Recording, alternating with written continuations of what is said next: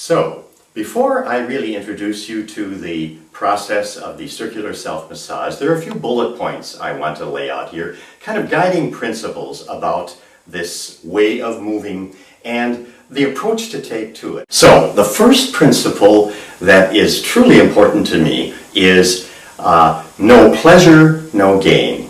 You know the old saw, no pain, no gain. I think particularly as you age, it's absolutely wrong.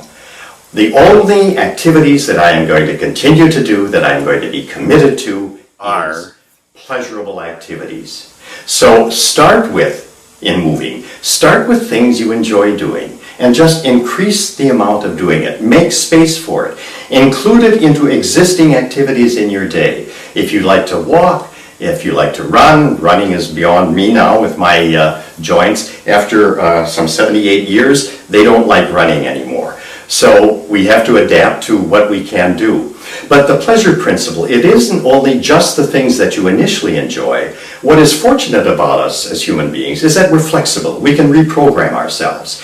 We can learn to enjoy and to find satisfaction in things that initially we did not enjoy. But always throughout this process, I'm going to be returning to this, to the pleasure principle. Find a way to enjoy it. That's the only way, I think, that you're going to sustain this and continue doing moving activities, movement, increasing movement in your life. Remember the pleasure principle.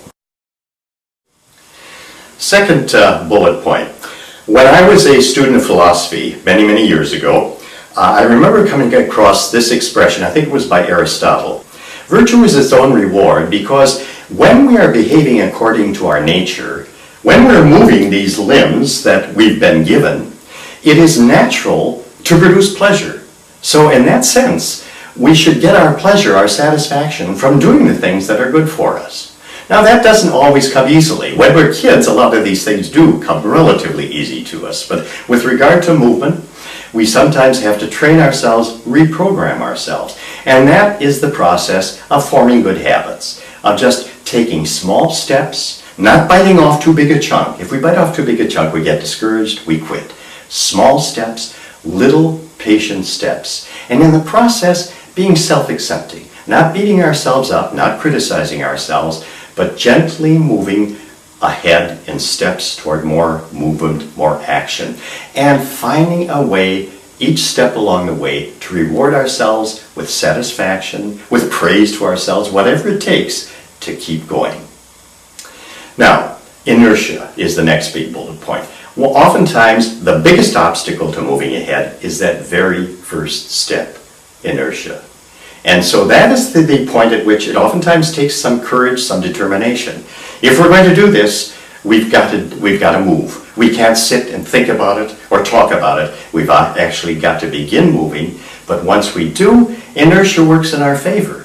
You can get to a point where some of these things are kind of like brushing your teeth. I brush my teeth and floss, not because I particularly enjoy them, but if I didn't do them, something would really not feel right. It wouldn't feel good. And a lot of these activities that are good for us can get to the point where if we don't do them, we feel we really missed something in our day. So that's another very important point. Another important principle and a goal and a kind of a guide in this process of movement is body awareness. And this is something that I really learned to value through the practice of yoga and some training in yoga.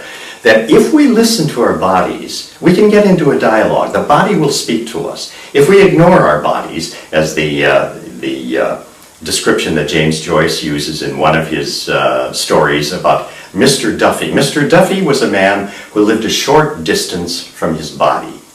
Well, if we live that distance from our body, if we're cut off from it, it doesn't talk to us. And we can do bad things to it, and it doesn't even let us know.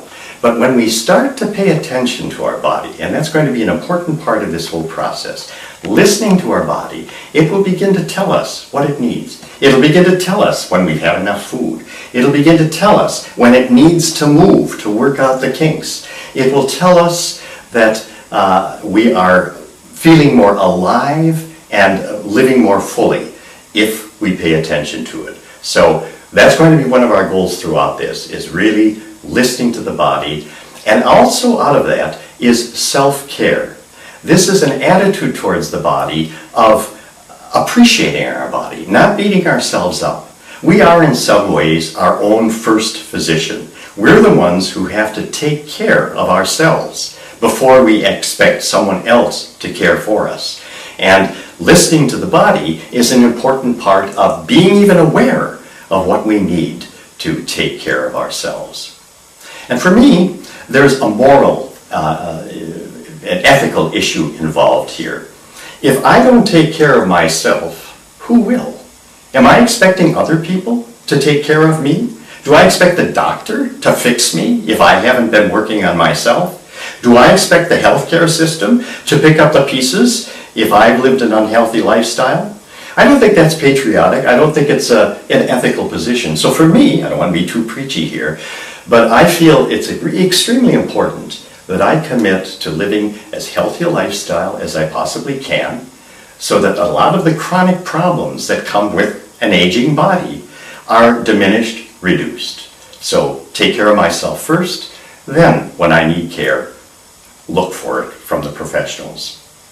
And one other part of this, another important part of this is we're going to talk about, I'll use the term healing a lot. Now what do I mean by healing? Well, it comes down to me, for me, to a very simple thing. You know, if I cut my finger, it bleeds, it's opened, there's a wound. Do I know how to heal it? No. Does the doctor know how to heal it?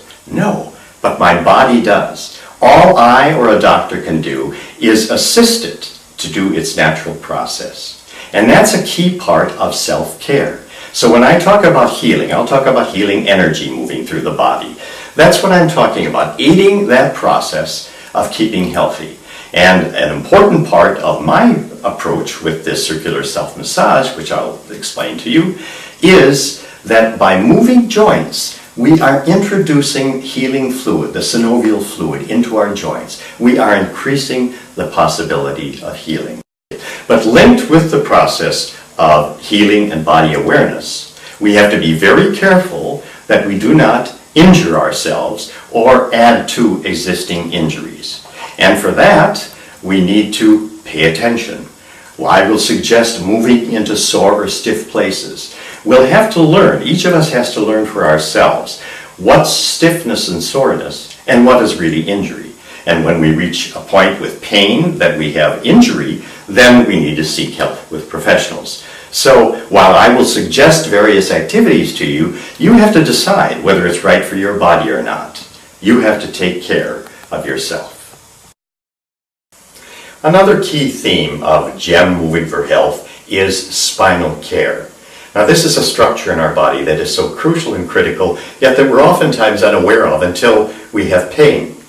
And so care of this, care for it, is extremely important. Now think of the spine as these spools stacked on top of each other, which should be in alignment. So we'll be working on spinal alignment.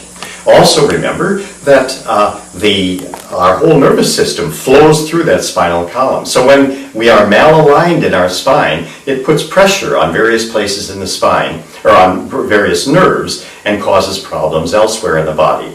So a lot of our focus will be on movements, motions to strengthen the spine, work out any kinks in the spine, keep it flexible. Another key element is what I'll call the balance mechanism. I don't know any other term for it. Balance is such a crucial part of our lives, especially as we grow older. And if we lose our sense of balance, our life can begin to shrink. And it can be a downward spiral as we feel less and less comfortable standing, moving, and we move less and less. So we'll be working on some balance postures that increase our flexibility, our ability to maintain our balance. And just think for a minute, if you had a tree or a building that was inflexible, that didn't move, you could push it over, knock it over easily. But if you have a flexible body, if our muscles are ready and alert to catch us, if we tend to fall, we quickly move into action. But all of the rest of this body has to be in good shape if we're going to be able to maintain our balance. Not just our brain, not just our inner ear, but the whole of our musculature. And one of the things that I find very useful to me, I used to think primarily in terms of the particular positions and postures. Now I'm more focused on what happens in between them. And what I do is I wiggle and I squirm and I move. So one of the important benefits of moving is the wiggling and squirming, or if you live in cold weather, the shaking from the cold. So we'll focus a lot on the movements that take place in between the particular positions. And incidentally, our body tends to want to do this. We tend to want to make these kinds of movements. So just go for it. Listen to what our body wants and just augment it is all. And finally, though this is not a program about nutrition or about eating, it is certainly a key part of our health and our ability to move that we eat well. So I'll say nothing further other than this happens to be kind of my Bible that I follow in terms of nutrition. It's Nutrition Action, which is published by the Center for Science and the Public Interest. And it really has the latest up-to-date research on nutrition and on health in general. So it's a good resource. And the next thing we'll do, the next segment, will be an introduction and moving into circular self-massage, particularly moving the breath.